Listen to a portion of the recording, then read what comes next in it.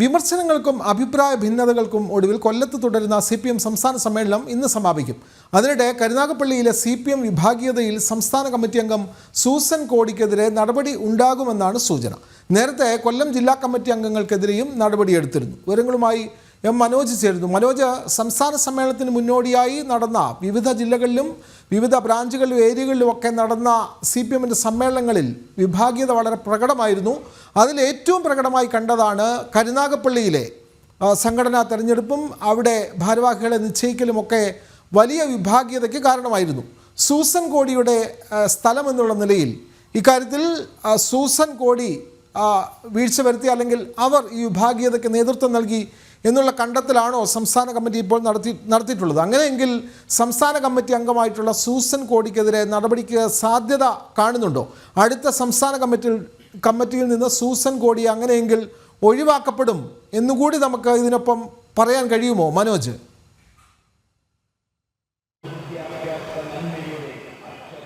വിനോദ്, പാർട്ടിയെ ചിലർ കൈപ്പിടിയിൽ ഒതുക്കാൻ ശ്രമിക്കുന്നു എന്നുള്ള ഒരു കാര്യമാണ് കഴിഞ്ഞ ദിവസം MV ഗോവിന്ദൻ ഈ ഒരു ചർച്ചയ്ക്കിടെ അല്ലെങ്കിൽ മറുപടി പ്രസംഗത്തിലൊക്കെ ഉന്നയിച്ചിരുന്നത്.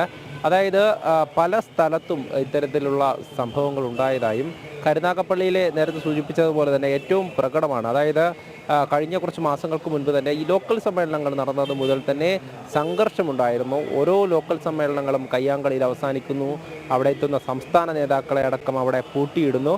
പിന്നീട് ഏരിയ സമ്മേളനം നടത്താൻ പറ്റാത്ത ഒരു സാഹചര്യത്തിലേക്ക് നീങ്ങുന്നു. സംസ്ഥാന സെക്രട്ടറി തന്നെ ജില്ലയിലെത്തി കാര്യങ്ങളൊക്കെ പറഞ്ഞ് ശരിയാക്കിയതിന് ശേഷം വീണ്ടും പ്രതിഷേധമുണ്ടാകുന്നു എന്നുള്ളതാണ്. അതായത് ഏരിയ കമ്മിറ്റി ഓഫീസിലേക്കടക്കം പ്രതിഷേധ പ്രകടനവുമായി CPMൻ്റെ പ്രവർത്തകർ തന്നെ എത്തി. അതായത് അംഗത്വമുള്ളവർ തന്നെ ഈ ഓഫീസിലേക്ക് പ്രതിഷേധവുമായി എത്തി എന്നുള്ളതാണ്. അപ്പോൾ ഇത് ജില്ലയിൽ ആകമാനം, അതായത് സംസ്ഥാന സമ്മേളനം വരാനിരിക്കെ തന്നെ ഇത്തരത്തിലൊരു പ്രതിഷേധം, ഈ ഒരു വിഭാഗീയത രൂക്ഷമാകുന്നതിൽ വലിയ ആശങ്കയാണ് CPMനുണ്ടായിരുന്നത്. പിന്നീട് ജില്ലാ കമ്മിറ്റിയിലെ ചിലരെ, അതായത് ജില്ലാ സമ്മേളനത്തിൽ ഉയർന്ന വിമർശനം പിന്നീട് ജില്ലാ കമ്മിറ്റിയിൽ നിന്നും ചില അംഗങ്ങളെ ഒഴിവാക്കുന്നു എന്നുള്ളതാണ്. കരുനാഗപ്പള്ളിയുമായി ബന്ധപ്പെട്ട് പിന്നീട് കരുനാഗപ്പള്ളി അടക്കം മറ്റ് സംവിധാനങ്ങൾ വഴിയാണ് അവിടെയുള്ള പ്രവർത്തനങ്ങളൊക്കെ മുന്നോട്ട് കൊണ്ടുപോകുന്നത്. എന്നാൽ ഇതിൽ ചുക്കാൻ പിടിച്ചത് സംസ്ഥാന നേതാവായിട്ടുള്ള സൂസൻ കോടി എന്നത് തന്നെയാണ് പാർട്ടിയുടെ വിലയിരുത്തൽ. ഈ ഒരു വിഭാഗീയതയ്ക്ക് പിന്നിൽ, അതായത് ചേരിതിരിഞ്ഞുള്ള പ്രവർത്തനം, ചിലർ അവരുടേത് മാത്രമാണ് പാർട്ടി എന്ന് കണക്കാക്കി അവിടെ പ്രവർത്തനം നടത്തുന്നു എന്നുള്ളതാണ്. അത്തരത്തിലുള്ള വിഭാഗീയത ഉണ്ടാക്കിയ സൂസൻ കോടിക്കെതിരെ ഈ സംസ്ഥാന സമ്മേളനത്തിൽ നടപടി ഉണ്ടാകുമെന്ന് തന്നെയാണ്, അതിൻ്റെ സാധ്യത തന്നെയാണ് കാണുന്നത്. അതായത് സൂസൻ കോടി സംസ്ഥാന കമ്മിറ്റി അംഗമാണ്. അത്രയധികം വർഷമായി തന്നെ കൊല്ലം ജില്ലയിൽ നിന്നുമുള്ള ഒരു വനിതാ നേതാവ്, അത് സംസ്ഥാനത്തൊട്ടാകെ തന്നെ വനിതാ നേതാവായി വർഷങ്ങളായി അങ്ങനെ നിൽക്കുന്ന ഒരു നേതാവ് കൂടിയാണ്. എന്തായാലും സൂസൻ കോടിക്കെതിരെയുള്ള നടപടി അത് കുറച്ചു കാലം കൊണ്ട് തന്നെ, അതായത് ജില്ലാ കമ്മിറ്റി അംഗങ്ങൾക്കെതിരെ മാത്രമേ ജില്ലാ സമ്മേളനത്തിൽ നടപടി എടുക്കാൻ സാധിക്കുകയുള്ളൂ. എന്നാൽ സംസ്ഥാന സമ്മേളനത്തിൽ സംസ്ഥാന കമ്മിറ്റി അംഗങ്ങൾക്കെതിരെ നടപടി ഉണ്ടാകും. എന്തായാലും സംസ്ഥാന കമ്മിറ്റിയിൽ നിന്നും സൂസൻ കോടി പുറത്തു പോകുമെന്ന് തന്നെയാണ്, അതിൻ്റെ സാധ്യത തന്നെയാണ് കൂടുതലും കാണുന്നത്.